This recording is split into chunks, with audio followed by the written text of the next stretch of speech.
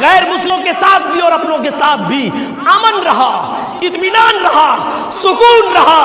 اور مہاتما گاندھی اسی امن اور شانتی کی کلپنا کرتے رہے کہ کاش عمر فاروق جیسا نیائے اور عدل قائم ہو جائے تو دیش میں امن اور سکون پیدا ہو جائے۔ ہمارے دیش سے امن شانتی اگر مٹ رہی ہے تو اس کی وجہ یہ ہے میرے بھائیوں کہ آج اپنوں کو چھوڑا جاتا ہے، پرایوں کو سزا دی جاتی ہے۔ میرے بھائیوں یہ ضروری ہے کہ اللہ نحمده ونستعینه ونستغفره ونعوذ باللہ من شرور انفسنا ومن سیئات اعمالنا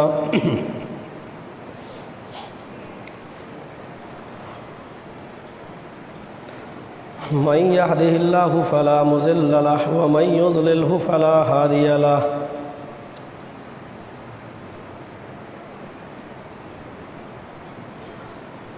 وأشهد أن لا إله إلا الله وحده لا شريك له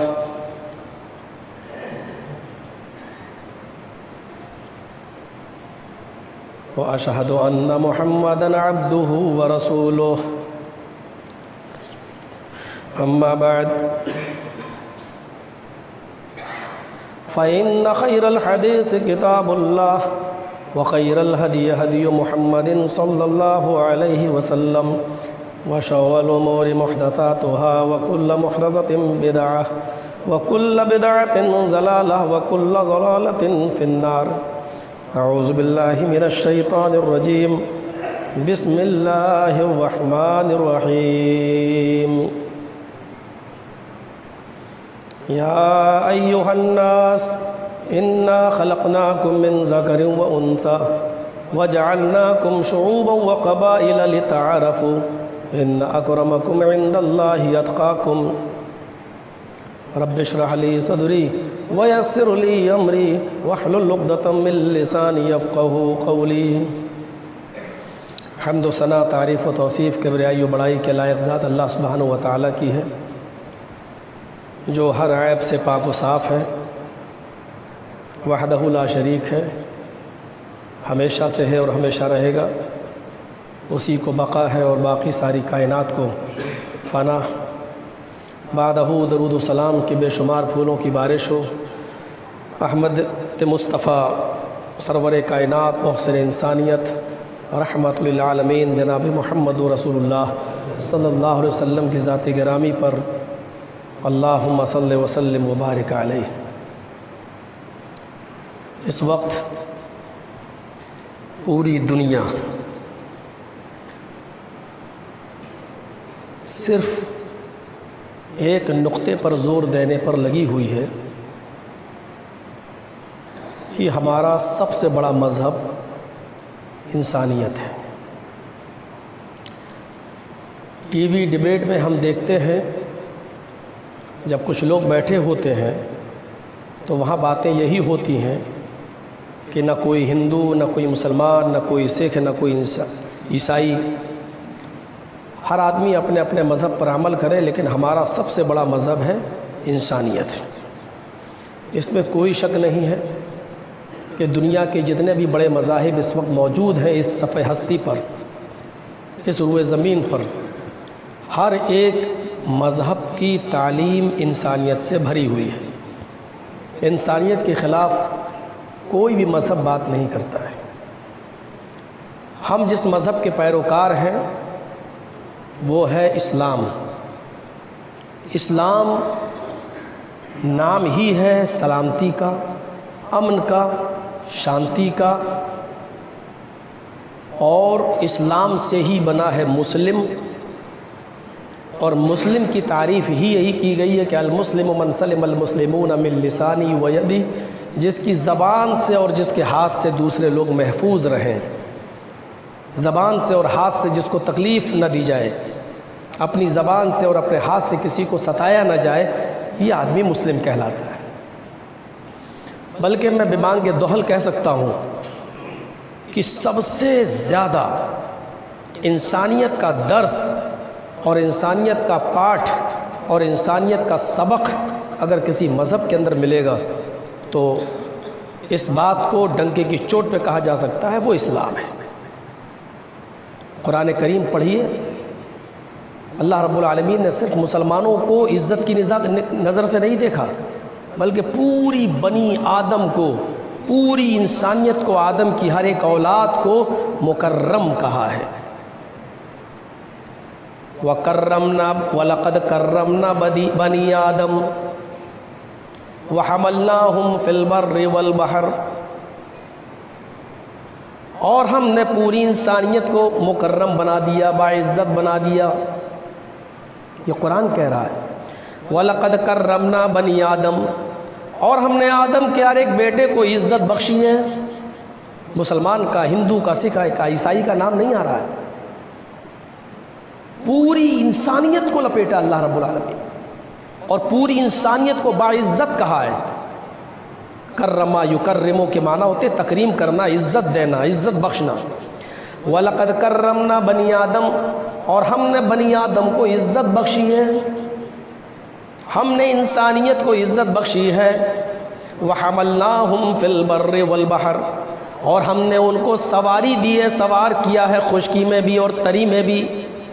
ہم نے ان کو خشکی میں بھی سواریاں دی ہیں، اور ہم نے ان کو تری میں بھی، یعنی دنیا میں بھی ہم نے سواریاں دی ہیں، گھوڑے، اونٹ، جس پر ہم نے ان کو سوار کیا، اور موجودہ دور کی سواریاں، بسیں، ٹرینیں، ہیلی کاپٹر، ہوائی جہاز۔ وَلَقَدْ كَرَّمْنَا بَنِي آدَمَ وَحَمَلْنَاهُمْ فِي الْبَرِّ وَالْبَحْرِ، اور ہم نے ان کو دنیا میں بھی، خشکی میں بھی سوار کیا ہے، اور ہم نے ان کو تری میں بھی، سمندر کے اندر بھی ہم نے ان کو سواریاں دیں۔ ناؤ ہے، کشتی ہے، پانی کے جہاز ہے، شپ ہے، بڑے بڑے، ہم نے ان کو عزت دی، ہم نے ان کو رزق بھی دیا ہے۔ صرف مسلمانوں کو نہیں کہا، وَرَزَقْنَاهُمْ، اور ہم نے ان کو رزق بھی دیا ہے، یعنی ہر ایک انسان کو ہم نے کھلایا اور پلایا ہے۔ ایسا نہیں کہ تم میری عبادت کرتے ہو تو ہم تمہیں کو کھلاتے ہیں، ایسا نہیں کہ تم صرف ہمارے سامنے سجدہ کرتے ہو تو ہم تمہیں کو کھلاتے ہیں، نہیں، جتنی بھی انسانیت جن کو ہم نے اس روئے زمین پر پیدا کیا ہے، ان کی تخلیق ہوئی ہے، ہم نے ہر ایک کو کھلایا پلایا، ہر ایک کو ہم نے رزق دیا ہے۔ قرآن کریم کی آیت ہمیں بتلا رہی ہے کہ انسانیت کی کتنی عزت ہے اللہ رب العالمین کی نظر میں۔ جو آیت میں نے خطبہ مسنونہ کے بعد پڑھا، جس کو تلاوت کیا ہے، اس آیت کے اندر اللہ تبارک و تعالیٰ نے پوری انسانیت کو ایک کنبے اور قبیلے اور خاندان سے تشبیہ دے دی ہے۔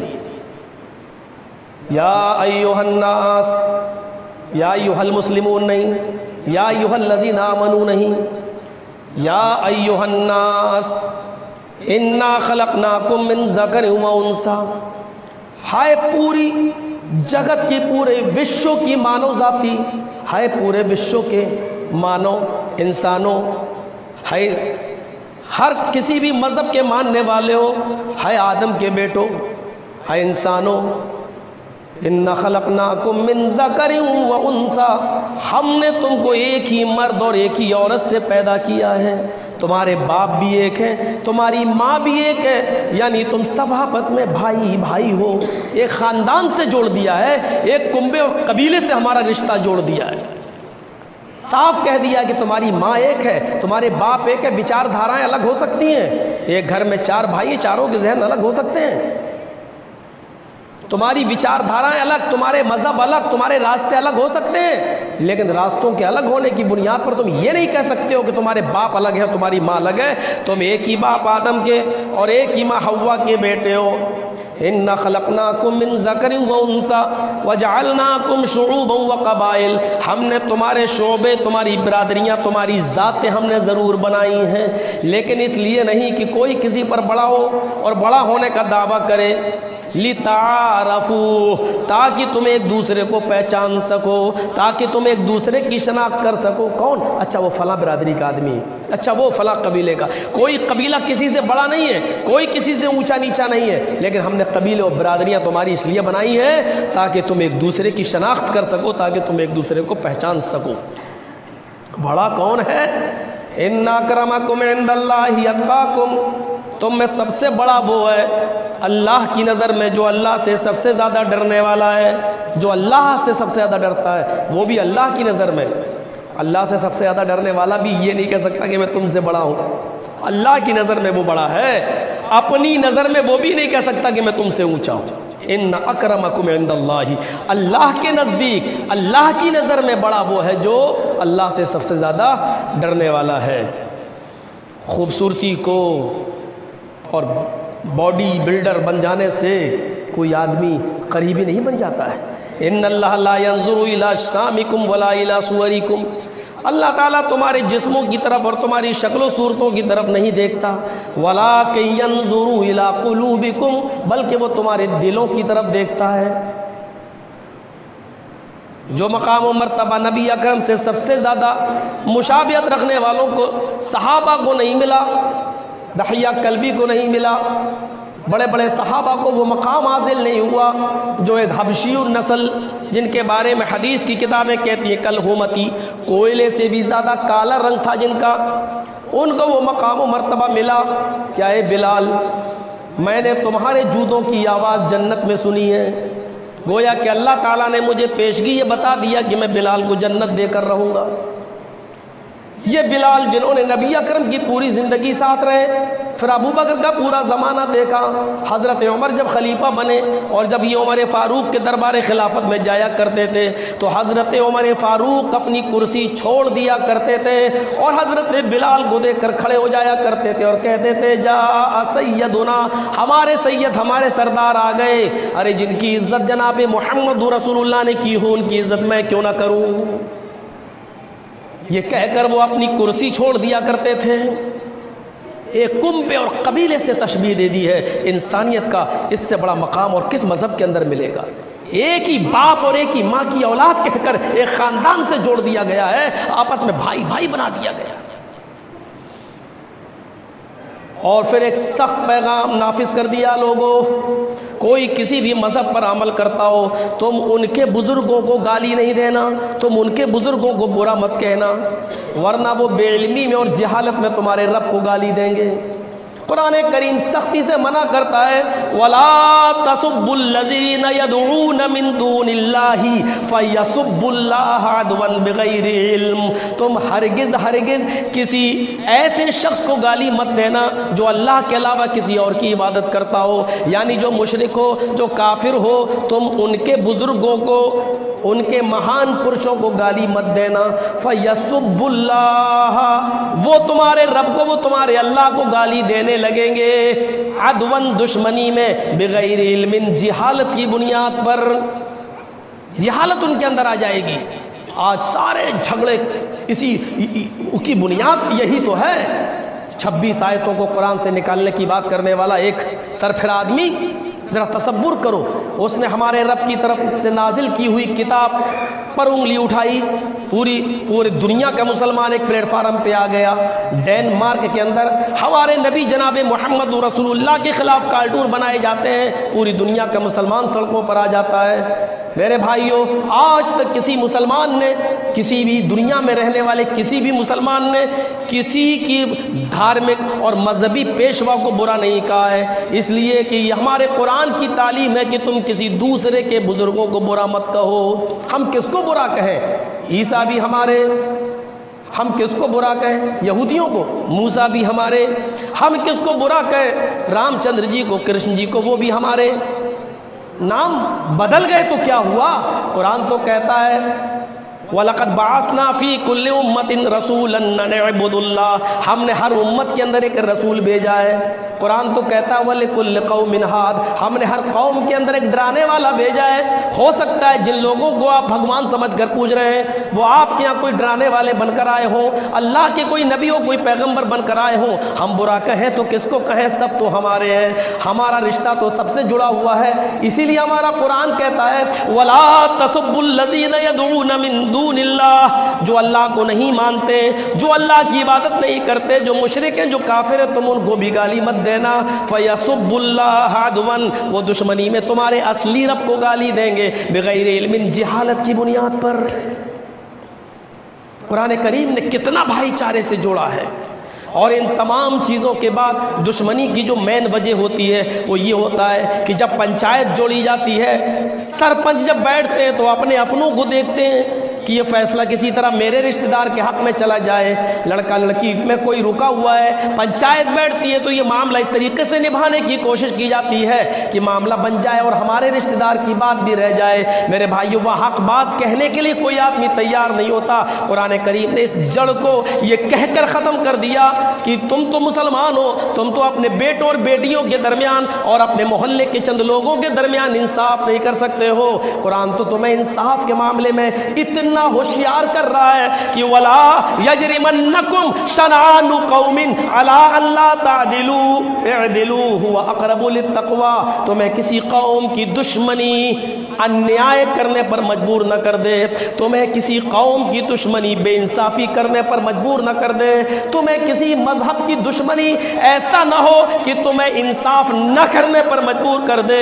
اعدلوا، دیکھو حالات جیسے بھی ہوں، تمہارے سامنے تمہارے کتنے بڑے دشمنی کیوں نہ بیٹھے ہوں، ہر حال میں اعدلوا، انصاف کی بات کرنا، ہوا اقرب للتقویٰ، یہی تقوی کے زیادہ قریب ہے، یہی پرہیزگاری کے زیادہ قریب ہے۔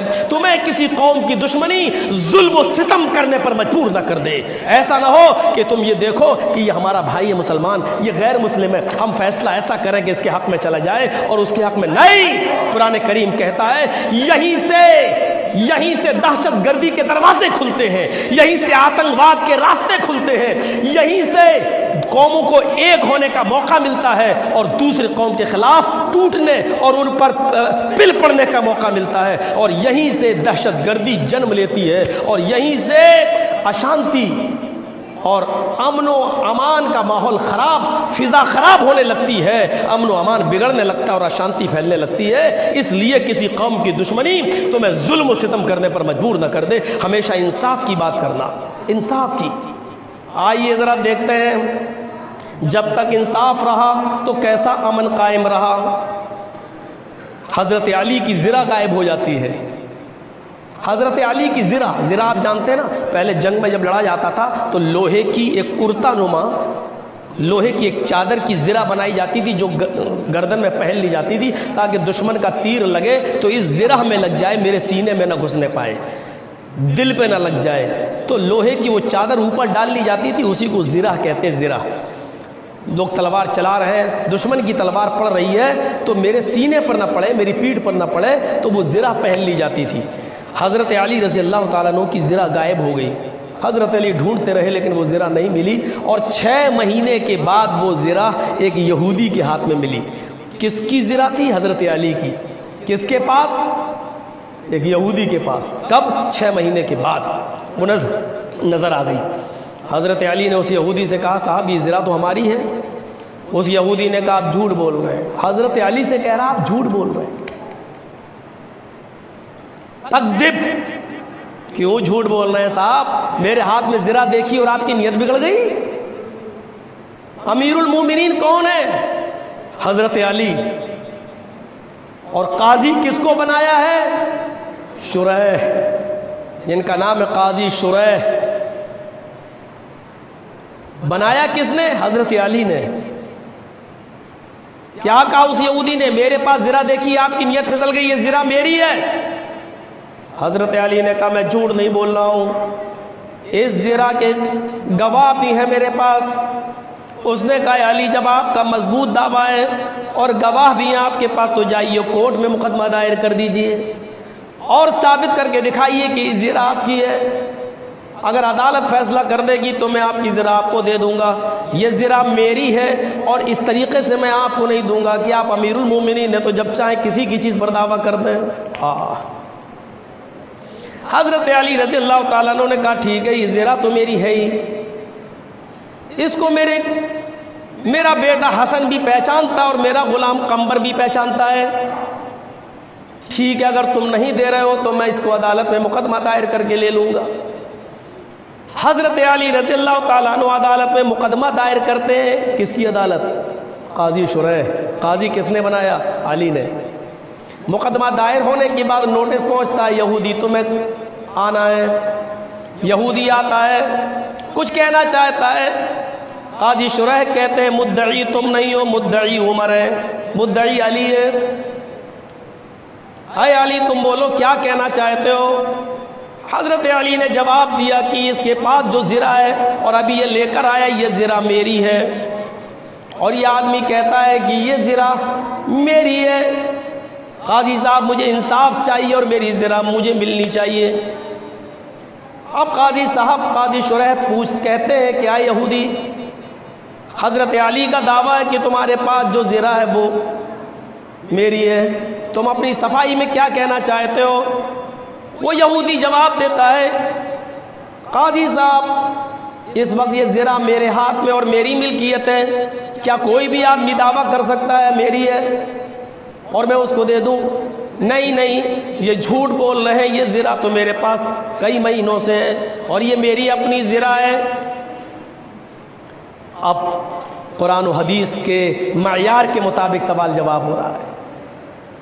اے علی، امیر المومنین کا لقب نہیں دیا جا رہا، ابھی آپ کٹگھرے میں کھڑے ہیں اس وقت، امیر المومنین باہر ہیں آپ۔ جب انصاف اور عدالت میں آئے ہیں اور انصاف کے کٹگھرے میں کھڑے ہیں تو یہاں عہدے سے نہیں پکارا جائے گا۔ اے علی، اب عدل کا تقاضا یہ ہے کہ جب دعویٰ آپ کر رہے ہیں کہ وہ زرہ میری ہے تو گواہ آپ پیش کریں گے، آپ گواہ لائیے کہ یہ زرہ آپ کی ہے۔ حضرت علی نے کہا حسن آؤ اور گواہی دو۔ حضرت حسن کٹگھرے میں کھڑے ہوتے ہیں اور کہتے ہیں قاضی صاحب یہ زرہ میرے باپ کی ہے اور یہ کئی سالوں سے میرے باپ اس زرہ کو پہن کر جنگ لڑتے رہے ہیں، میں گواہی دیتا ہوں کہ یہ زرہ میرے باپ کی ہے۔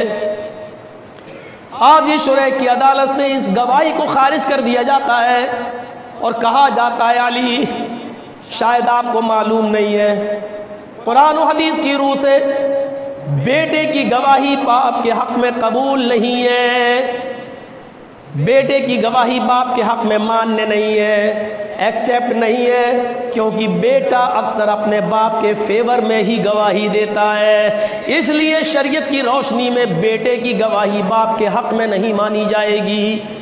اے علی، آپ دوسرا گواہ لے کر آؤ۔ تصور کیجئے آج کی عدالتوں پر اور تصور کیجئے اس عدالت پر، امن و امان کا دور وہ تھا یا یہ دور ہے؟ حضرت علی کا بنایا ہوا قاضی حضرت علی سے کہہ رہا ہے کہ آپ کا گواہ ایکسپٹ نہیں ہے، آپ کے گواہ کی گواہی ریجیکٹ کی جا رہی ہے کیونکہ گواہی دینے والا آپ کا بیٹا ہے۔ حضرت علی نے کہا کہ میرے پاس دوسرا گواہ قمبر، ادھر آؤ۔ قمبر نے بھی گواہی دی کہ یہ حضرت علی کی ہے یہ زرہ، اور میں نے کئی مرتبہ انہی کے پاس دیکھی ہے، میں کئی سالوں سے ان کے یہاں کام کرتا ہوں، یہ زرہ کے مالک حضرت علی ہے۔ قاضی شریح نے پوچھا ہے قمبر تمہارا علی سے رشتہ کیا ہے؟ اس نے جواب دیا یہ میرے آقا ہیں، میں ان کا غلام ہوں۔ قاضی شریح نے دوسری گواہی بھی خارج کر دی یہ کہتے ہوئے کہ اے علی، غلام کی گواہی بھی مالک کے حق میں قابل قبول نہیں ہے، کیونکہ غلام وہی بولتے ہیں جو ان کے مالک بلواتے ہیں، جو ان کے مالک کہلواتے ہیں، لہذا شریعت کی روح سے غلام کی گواہی بھی قابل قبول نہیں ہے۔ اب کوئی ایسا گواہ لاؤ جو نہ آپ کا بیٹا ہو، نہ آپ کا غلام ہو، نہ آپ کا رشتہ دار ہو، ایسا گواہ لے کر آؤ۔ حضرت علی نے کہا سوری قاضی صاحب میرے پاس ایسا کوئی گواہ نہیں ہے، جو گواہ تھے وہ میں نے چاہتے تو 50 گواہ پیش کر سکتے تھے، کیونکہ اس زرہ کو پہن کر وہ کئی جنگوں میں لڑے ہیں اور بڑے بڑے صحابہ نے وہ زرہ دیکھی ہے، چاہتے تو وہ گواہی کے طور پر 50 گواہوں کو پیش کر سکتے تھے، لیکن حضرت علی نے کہا نہیں، میرے پاس میرے غلام اور میرے بیٹے کے علاوہ کوئی گواہ نہیں ہے، اب آپ کی مرضی، آپ جس کے حق میں فیصلہ کرنا چاہیں اسی کٹگھرے میں فیصلہ ہوتا ہے۔ اے یہودی، اس زرہ کے مالک تم ہو اور حضرت علی اپنا دعویٰ ثابت نہیں کر پائے، لہذا اس کیس کو خارج کیا جاتا ہے اور یہ زرہ اس یہودی کو دی جاتی ہے۔ یہودی کو زرہ دے دی گئی، یہودی کٹگھرے سے باہر نکلتا ہے، حضرت علی اسے گلے ملتے ہیں اور کہتے ہیں کہ جاؤ، عدالت کا فیصلہ تمہارے حق میں ہو گیا، میں کچھ نہیں کہہ سکتا، حالانکہ زرہ میری ہے۔ اس یہودی نے مسکرا کر کہا کہ اے علی، میں یہی تو دیکھنا چاہتا تھا کہ آپ نے جس کو جج بنایا ہے وہ کیا فیصلہ کرتا ہے، وہ آپ کے پریشر میں، آپ کے دباؤ میں فیصلہ کرتا ہے یا آپ جس کتاب کو مانتے ہیں قرآن اور حدیث اس کے مطابق فیصلہ کرتا ہے۔ آج اس جج کے فیصلے نے میرا دل جیت لیا ہے اور اسی عدالت میں کھڑے ہو کر میں اعلان کرتا ہوں، اے جج صاحب، یہ زرہ حضرت علی ہی کی ہے اور میں علی کو دینے کے لیے تیار ہوں اور اس کتاب پر بھی ایمان لانے کے لیے تیار ہوں جس نے علی کے دباؤ میں آپ کو فیصلہ نہ کرنے پر مجبور کیا ہے۔ اشہد ان لا الہ الا اللہ واشہد ان محمدا عبدہ ورسولہ۔ غور کیجئے، قاضی شریح پکے مسلمان جن کا انتقال کے وقت یہ کہنا تھا کہ اے اللہ، اب تک میری عدالت میں 3 لاکھ مقدمے آئے ہیں اور میں نے 3 لاکھ مقدموں کا حل قرآن و حدیث کی بنیاد پر کیا ہے۔ اے اللہ، قرآن و حدیث سے کیا ہے، انسان ہوں، ہو سکتا ہے فیصلے میں کبھی مجھ سے کہیں چوک اور غلطی ہو گئی ہو، الہ العالمین اس پر میرا مواخذہ مت کرنا۔ انتقال کے وقت جن کی زبان سے جملے نکلے ہوئے ہوں، میرے بھائیوں تصور کیجئے، وہ ایک یہودی، جبکہ اللہ کے رسول نے فرمایا یہودی تمہارے سب سے بڑے دشمن ہیں، اور اللہ کے رسول نے فرمایا کہ تم ہر کام میں یہودیوں کی مخالفت کرو۔ وہ محرم کا 1 روزہ رکھتے ہیں، تم 2 روزے رکھو۔ وہ کہتے ہیں اللہ کے رسول کہ یہودی ٹخنوں سے نیچے پیجامہ شلوار و لنگی پہنتے ہیں، تم ٹخنوں سے اوپر پہنو۔ اللہ کے رسول نے پوری زندگی یہودیوں کا وروध اور یہودیوں کی مخالفت کرنے کا حکم دیا، لیکن یہاں قاضی شریح جب انصاف کا معاملہ آتا ہے تو یہودی کے حق میں فیصلہ کرتے ہیں۔ ان کو فیصلہ کرنے پر مجبور اگر کوئی چیز کر رہی ہے تو قرآن کی آیت وَلَا يَجْرِمَنَّكُمْ شَنَآنُ قَوْمٍ عَلَىٰ أَلَّا تَعْدِلُوا، کسی قوم کی دشمنی تمہیں انیائے اور ظلم و ستم کرنے پر مجبور نہ کر دے۔ ہر حال میں انصاف کرنا، چاہے سامنے والا تمہارا دشمن ہی کیوں نہ ہو، چاہے سامنے والا تمہارا حریف کیوں نہ ہو، چاہے سامنے والا غیر مسلم کیوں نہ ہو، فیصلہ انصاف کی بنیاد پر کرنا اور انصاف کی بنیاد پر فیصلہ سنانا۔ میرے پیارے ساتھیوں، یہ تصور ہمیں کیا بتلا رہا ہے؟ جب غیر مسلم اور دشمنوں کے ساتھ آپ ظلم و ستم والی بات نہیں کر سکتے ہو، ان کے ساتھ بھی تمہیں انصاف کرنا ہے تو اپنے بیٹوں کے درمیان، بیٹیوں کے درمیان، جگہ و زمین اور جائیداد کے جھگڑوں کے درمیان میرے بھائیوں آپ انصاف سے کیسے مکر جاتے ہیں؟ لڑکی رکی ہوئی ہے، 5 آدمی ادھر سے بیٹھے، 5 آدمی ادھر، اس وقت انصاف کی بات ہمارے منہ سے کیوں نہیں نکلتی ہے؟ اس وقت اپنی رشتہ داری کا خیال ہمارے ذہنوں میں اور ہمارے دل و دماغ میں کیسے آ جاتا ہے؟ جبکہ قرآن تو یہ کہہ رہا کہ اپنے دشمن کے ساتھ بھی انیائے اور ظلم و ستم کی بات مت کرنا۔ مصر کی سرزمین ہے، آؤ سنو واقعہ، اس کے بعد تو جو جمعے آئیں گے وہ رمضان المبارک کا مہینہ اپنے اندر لے لے گا۔ میرے بھائیوں ایک آدھ جمعہ اور پڑھے، اس کے بعد پھر رمضان آ جائے گا۔ آج سن لو، مصر کی سرزمین ہے، حضرت عمر فاروق رضی اللہ تعالیٰ عنہ نے مصر کا گورنر بنایا ہے عمر ابن عاص کو۔ عمر ابن عاص کا بیٹا گھوڑا دوڑانے میں بڑا ماہر، چیلنج کر دیا ہے کوئی جو مجھ سے گھڑ دوڑ میں آگے نکل جائے۔ ایک یہودی بچہ اٹھتا ہے اور کہتا ہے ٹھیک ہے میرے ساتھ گھوڑا دوڑا کر دیکھو۔ دونوں گھوڑا دوڑاتے ہیں، عمر ابن عاص کا بیٹا بھی گھوڑا دوڑاتا ہے اور یہودی کا بچہ بھی گھوڑا دوڑاتا ہے۔ دونوں نے اپنے اپنے گھوڑے دوڑائے، یہودی کا بچہ دوڑ میں آگے نکل گیا اور عمر ابن عاص کا بچہ پیچھے رہ گیا۔ جیت گیا یہودی بچہ۔ عمر ابن عاص کا بیٹا گھوڑے سے اترتا ہے اور آتے ہی یہودی بچے کے چہرے پر ایک تھپڑ مارتا ہے۔ اس نے کہا کارڑ کیوں مارا ہے؟ بلا وجہ کیوں مارا ہے؟ کوئی ریزن نہیں تھا، مجھے کیوں مارا ہے؟ تیری ہمت، مجھ سے آگے نکلے گا تو؟ کہا بھائی آپ ہی نے تو کہا تھا، اور میں آپ کی شکایت میں عمر ابن عاص کی عدالت میں لے کے جاؤں گا، مصر کے گورنر کے پاس جاؤں گا۔ اس یہودی بچے کو یہ معلوم نہیں تھا کہ یہ اسی کا بیٹا ہے۔ میں یہ مقدمہ لے کے جاؤں گا عمر ابن عاص کی عدالت میں۔ عمر ابن عاص کا بیٹا کہتا میرا کوئی کچھ نہیں کر پائے گا، جا عدالت میں جاتا جا، جس عدالت میں تو جائے گا وہاں میرا باپ گورنر ہے، میں عمر ابن عاص کا بیٹا ہوں، میں اس مصر کے گورنر کا بیٹا ہوں، میرا کوئی کچھ نہیں کر پائے گا۔ وہ یہودی بچہ جب یہ سنتا ہی عمر ابن عاص کا بیٹا ہے تو خاموش ہو گیا، کچھ نہیں بولا اور مقدمہ ہی دائر نہیں کیا۔ حضرت عمر فاروق چونکہ پوری اسلامی ریاستوں کے چیف تھے، وہ ہر وقت ہر شہر میں جایا کرتے تھے اور پوچھا کرتے تھے شہر والوں سے کہ تمہیں اپنے امیر سے کوئی پریشانی تو نہیں ہے؟ ہم نے جس کو تمہارے علاقے کا گورنر بنایا تمہیں اس سے کوئی دقت تو نہیں ہے؟ اگر شکایت ملتی تو اس کو بدل دیتے۔ مصر کے اندر پہنچتے ہیں اور مصر کے لوگوں سے پوچھتے ہیں کہ مصر والوں، عامر ابن عاص سے تمہیں کوئی شکایت تو نہیں ہے؟ لوگوں نے جواب دیا نہیں، بہت اچھا کام کر رہے ہیں۔ یہودی کا وہی بچہ آتا اور کہتا ہے کہ امیر المومنین مجھے شکایت ہے۔ ادھر آؤ بیٹے۔ کوئی بڑا نہیں ملا، ایک بچہ ملا اور بچے کو شکایت، ادھر آؤ۔ تاریخ کہتی ہے، تاریخ طبری، تاریخ خطیب بغدادی، کہ حضرت عمر فاروق نے اس یہودی بچے کو اپنی گود میں بٹھایا اور کہا بیٹے ڈرنے کی ضرورت نہیں، بلا جھجک بتاؤ کیا ہے؟ کہ امیر المومنین عمر ابن عاص کا بیٹا میرے ساتھ گھوڑا دوڑا رہا تھا اور کہہ رہا تھا کہ ہے کوئی جو مجھ سے آگے نکلے، اپنا ہنر دکھلائے۔ ہم دونوں ساتھ دوڑے، میرا گھوڑا آگے نکل گیا، جب میں جیت گیا تو یہ بچہ عمر ابن عاص کا بیٹا آیا اور اس نے میرے گال پہ ایک تھپڑ مار دیا۔ میں نے جب کہا کہ میں اس کی شکایت عمر ابن عاص سے کروں گا تو کہنے لگا کہ میرا کوئی کچھ نہیں کرے گا، میں تو اس شہر کے گورنر کا بیٹا ہوں۔ عمر ابن عاص کی طرف حضرت عمر فاروق نے ایک غصہ بھری نظر ڈالی۔ عمر ابن عاص نے کہا امیر المومنین یہ مقدمہ میرے پاس آیا ہی نہیں ہے، اس بچے نے اگر مجھ سے شکایت کی ہوتی تو اب تک انصاف مل گیا ہوتا۔ حضرت عمر فاروق نے کہا اللہ نے جب لوگوں کو آزاد پیدا کیا ہے تو تم کون ہوتے ہو لوگوں کو غلام بنانے والے؟ عمر ابن عاص اپنے بیٹے کو بلاؤ۔ مصر کے گورنر کا بیٹا حاضر ہوتا ہے، کہا کھڑے ہو جاؤ، اپنا جرم وہ قبول بھی کرتا ہے۔ کہا یہودی بیٹے اس وقت تم میرے بیٹے جیسے ہو، میں تمہیں کھلی چھوٹ دیتا ہوں، جتنی زور سے عمر ابن عاص کے بیٹے نے تمہیں تھپڑ مارا اتنی زور سے تم بھی اس کو تھپڑ مارو۔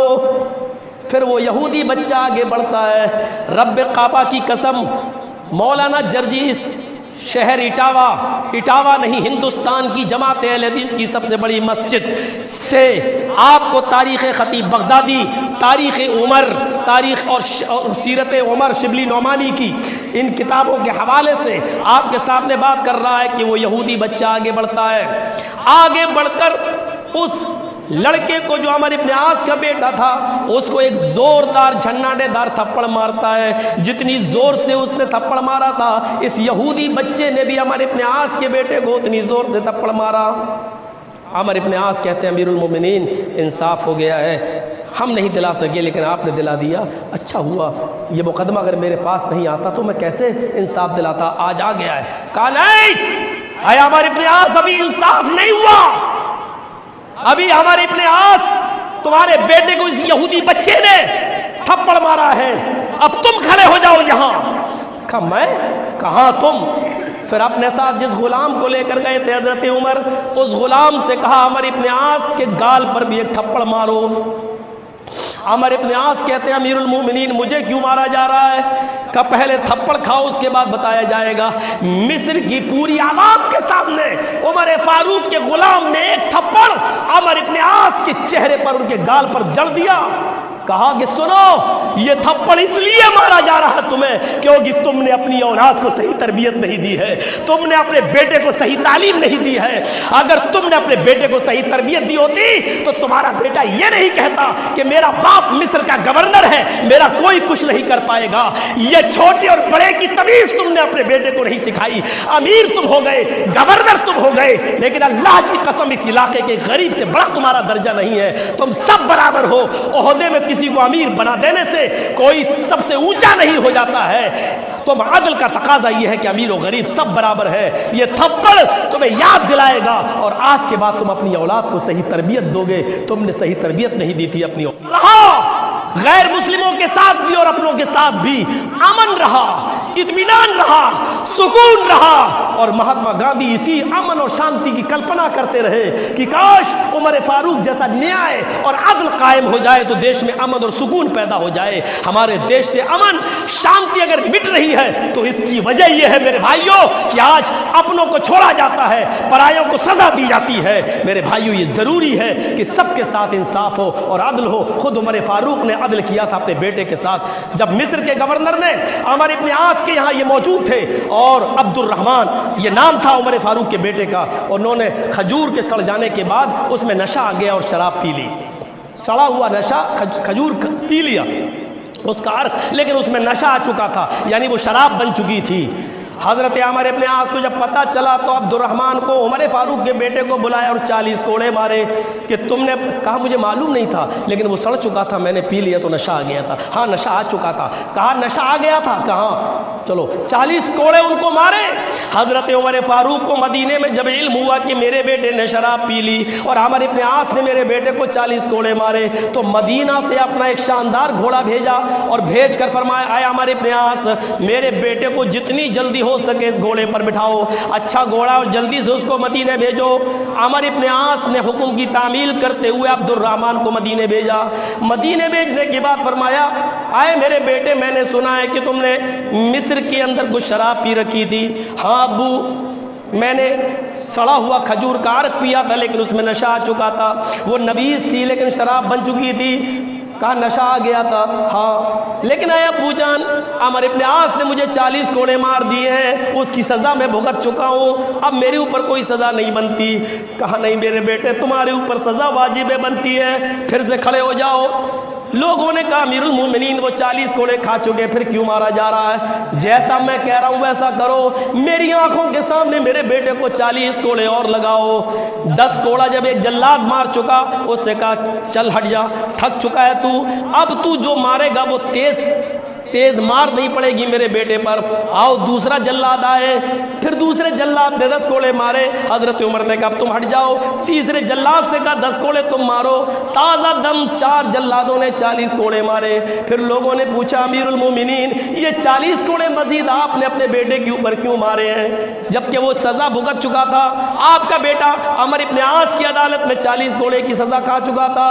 حضرت عمر فاروق کہتے ہیں مجھے یقین نہیں ہے عمر ابن عاص نے میرے بیٹے کو زور زور سے کوڑے پڑوائے ہوں گے، مجھے امید ہے شاید انہوں نے میرے مقام و مرتبے کا لحاظ کیا ہو کہ یہ امیر المومنین کا بیٹا ہے، یہ حضرت عمر کا بیٹا ہے، اس لیے ہو سکتا ہے کہ انہوں نے ہلکے ہلکے کوڑے پڑوائے ہوں، میرے بیٹے کے ساتھ رعایت برتی گئی ہو، اس لیے میں نے اس شک کو ختم کرنے کے لیے اپنے بیٹے کے جسم پر مزید 40 کوڑے یہاں پڑوائے ہیں تاکہ اللہ کے سامنے میں سرخ روح ہو سکوں اور یہ کہہ سکوں کہ میں نے اپنے بیٹے کے ساتھ انصاف کیا ہے، نہ انصافی نہیں کی ہے۔ جو خود انصاف کا اتنا بڑا ہیرو ہو اپنے بیٹے کو 40 کوڑے پڑ جانے کے بعد پھر 40 کوڑے پڑوا رہا ہو صرف اس ڈر سے ہو سکتا ہے کہ میرے بیٹے کے ساتھ رعایت برتی گئی ہو، یہاں رعایت نہیں برتی جائے گی کیونکہ 4 جلاد میرے اپنے ہوں گے اور میری آنکھوں کے سامنے کوڑے مار رہے ہوں گے۔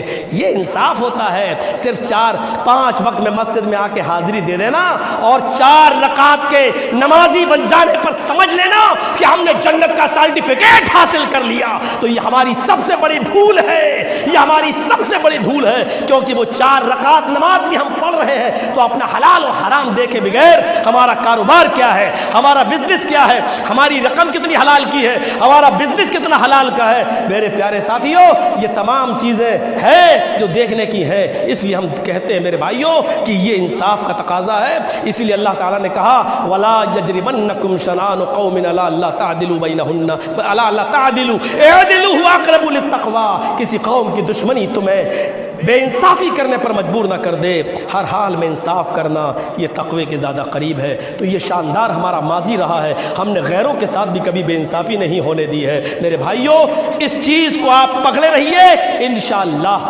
قوموں نے ترقی کی ہے، آپ بھی ترقی کریں گے۔ اللہ تعالیٰ سے دعا ہے کہ بار الہ ہم جمیع مسلمانوں کو عدل و انصاف کرنے کی توفیق عطا فرما۔ ہمیشہ رشتہ داری کی بنیاد پر کسی کا چہرہ دیکھ کر نہیں، اے اللہ قرآن و حدیث کی بنیاد پر اپنی آخرت کو سامنے رکھتے ہوئے ہمیں سچا فیصلہ کرنے کی توفیق عطا فرما۔ الہ العالمین ہمارے ملک میں امن و امان پیدا فرما دے، شانتی کی بحالی فرما دے، اور اللہ تجھ سے دعا کرتے ہیں کہ جب تک تو ہمیں زندہ رکھ، اسلام پہ زندہ رکھنا، اور جب ہمارا خاتمہ ہو تو ایمان پر ہمارا خاتمہ فرمانا۔ وما علینا الا البلاغ المبین، وآخر دعوانا الحمد للہ رب العالمین۔